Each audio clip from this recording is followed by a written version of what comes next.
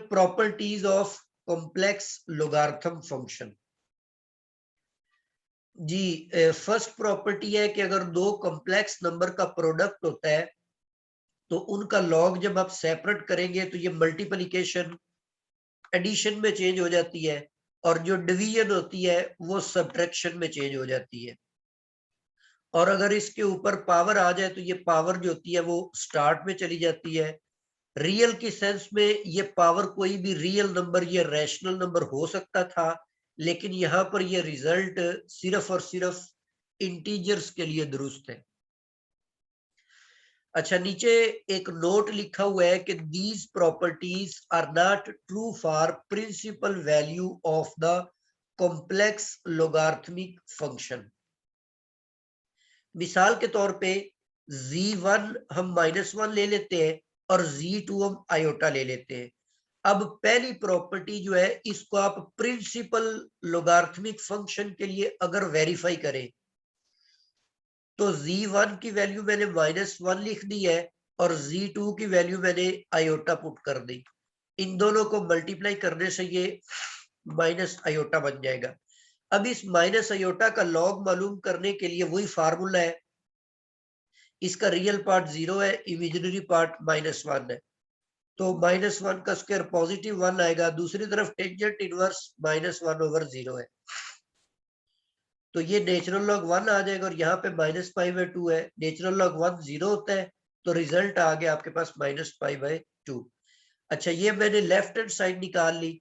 अब right hand side निकालने के लिए z1 मैंने -1 पुट कर लिया और z2 मैंने आयोटा पुट कर लिया। तो नेचुरल लॉग -1 का उसी तरीके से मालूम करेंगे जैसे ये ऊपर तरीकाकार दिया हुआ है, तो वो आपके पास आयोटा पाई आ जाएगा। और नेचुरल लॉग आयोटा ये पिछली स्लाइड पे मालूम कर भी चुके हैं, ये आयोटा π/2 है। इन दोनों को जमा करेंगे तो ये आयोटा 3π/2 बन जाएगा। तो देख ले कि ये राइट हैंड साइड निकल आई और ये आपके पास लेफ्ट हैंड साइड है। दोनों का रिजल्ट आपस में सेम नहीं है, तो इसका मतलब ये है कि ये प्रॉपर्टीज प्रिंसिपल लोगार्थमिक फंक्शन के लिए होल्ड नहीं करती। बिल्कुल इसी तरीके से आप इसको वेरीफाई कर सकते हैं। ये सेकंड जो प्रॉपर्टी है ये भी प्रिंसिपल लोगार्थमिक फंक्शन के लिए होल्ड नहीं करेगी। मतलब यही वैल्यूज लेकर आप इसको चेक कर लें कि नेचुरल कैपिटल नेचुरल लॉग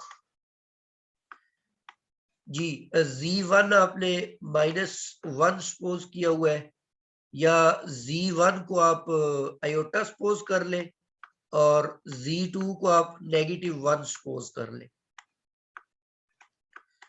ठीक है, इसको इवेलुएट करेंगे तो इसका रिजल्ट तो यही आएगा -आयोटा π/2। ठीक है, और जब इनकी राइट हैंड साइड निकालेंगे नेचुरल लॉग जी, नेचुरल लॉग z1 हमने आयोटा सपोज किया हुआ है और माइनस ये माइनस है और दूसरा हमने -1 सपोज किया हुआ है। ठीक है, अब नेचुरल लॉग आयोटा तो π/2 आयोटा निकल आएगा। ठीक है, और -1 के लिए इधर ये रिजल्ट लिखा हुआ होगा आयोटा पाई। जी, अगर आप इनको माइनस करते हैं तो ये तो इक्वल आ जाता है, तो इन वैल्यूज के लिए तो ये बराबर है, लेकिन कोई और वैल्यूज लेकर, मतलब जनरली ये ट्रू नहीं होता। कुछ स्पेसिफिक वैल्यूज के लिए ये दुरुस्त हो जाता है, लेकिन जनरली ये ट्रू नहीं है।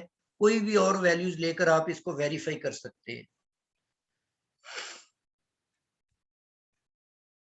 जी, नेक्स्ट आपके पास प्रॉपर्टी है natural log z as inverse function of EZ।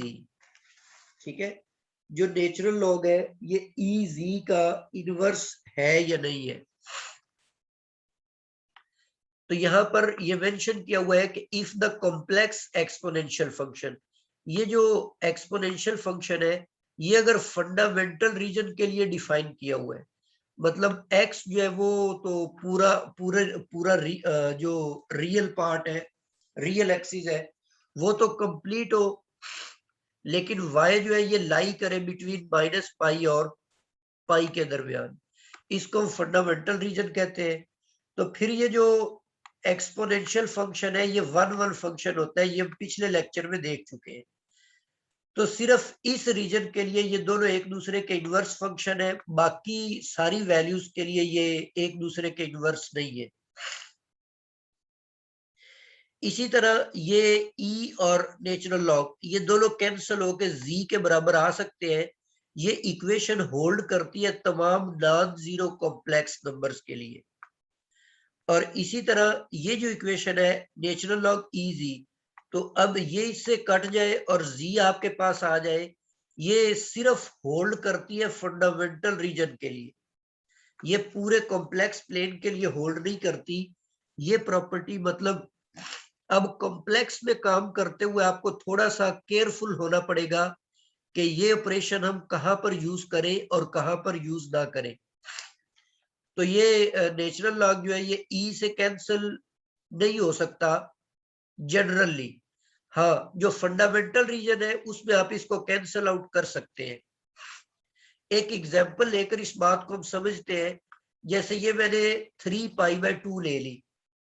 अब ये जो 3π/2 है ये फंडामेंटल रीजन में नहीं है, क्योंकि इसका y जो है वो पाई से छोटा होना चाहिए, जबकि ये पाई से इमेजिनरी पार्ट जो है वो ये पाई से ग्रेटर है। अब मैं इसको चेक करता हूं, इसकी पावर में 1 + 3/2 आयोटा लेता हूं। अब इस एक्सपोनेंशियल फंक्शन को पहले सिंप्लीफाई कर ले, e⁻1 आ गया, और बाकी उसको आप इस फॉर्म में लिख ले, एंगल 3/2 और यहाँ पर भी। अब कॉस जो होता है ये ऑड मल्टीपल्स जो होते हैं पाई के, वहां पर ये 0 होता है, और साइन ऑड मल्टीपल्स पर -1 होता है। तो ये आपके पास -e⁻⁰ आ गया। अब इसका लॉग आपने निकालना है, तो जो तरीकेकार हमने लॉग का सीखा उस फार्मूले से लॉग मालूम करेंगे तो ये रिजल्ट आ जाता है, जो कि 1 + 3/2 के बराबर नहीं है। तो इसका मतलब है कि ये फंडामेंटल के बाहर से अगर आप कोई नंबर लेते हैं फंडामेंटल रीजन के आउटसाइड, तो फिर उसके लिए ये रिजल्ट होल्ड नहीं करेगा।